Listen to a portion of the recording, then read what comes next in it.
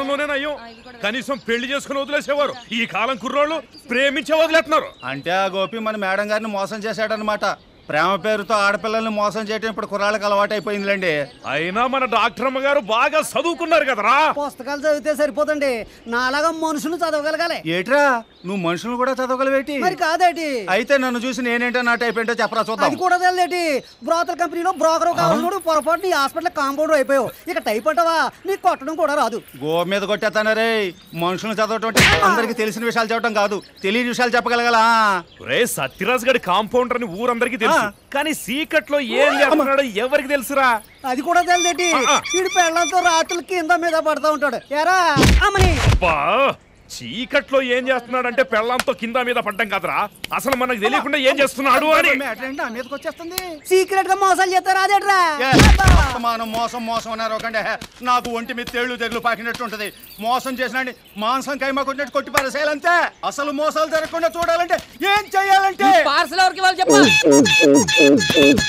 ఈ పార్సల్ ఇచ్చేద్దామని ఆడతా పాడతా బయలుదేరితే ఉడతాకి వాళ్ళో మిడతాకి వాళ్ళో కన్ఫ్యూజన్ వచ్చింది. దాంతో ఓ షాప్ తలుపు కొడితే చిడతా అప్పారో తలుపు తీశారు. వాడిని ఉడతా మిడతల గురించి అడిగితే అవి అడవిలో ఉంటాయన్నాడు. నాకు చిరాకు వచ్చి పిడత కింద పప్పు తిని చేయి కడుక్కుంటుంటే నీళ్ళు మడత మంచం మీద పడినాయి. ఆ మంచం గలోడు కొడతానికి వస్తుంటే పడతా లేతా కుర్తులో పడి ఈదుకుంటే ఇక్కడికి వచ్చాను. ఇది ఉడతా లోవరాజుకి వాళ్ళో మిడతా నాగరాజుకి వాళ్ళో చెప్పా నిన్నే. అమ్మా పైకి వచ్చావంటే సరాసరి పైకి వెళ్ళిపోతావు యాదవా.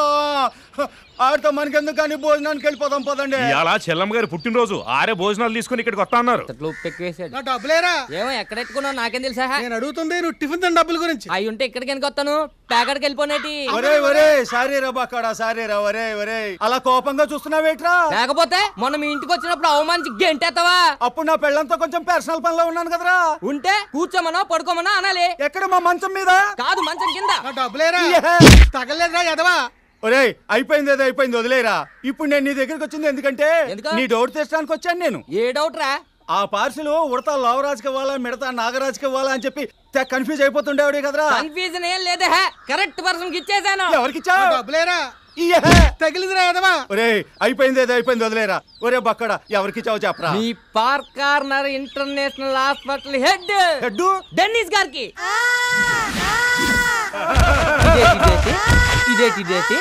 ఇదేటి ఎంత పని చేసావురా. నువ్వే కదా నీ ఇష్టం వచ్చిన వాడికి ఇచ్చామని చెప్పావు.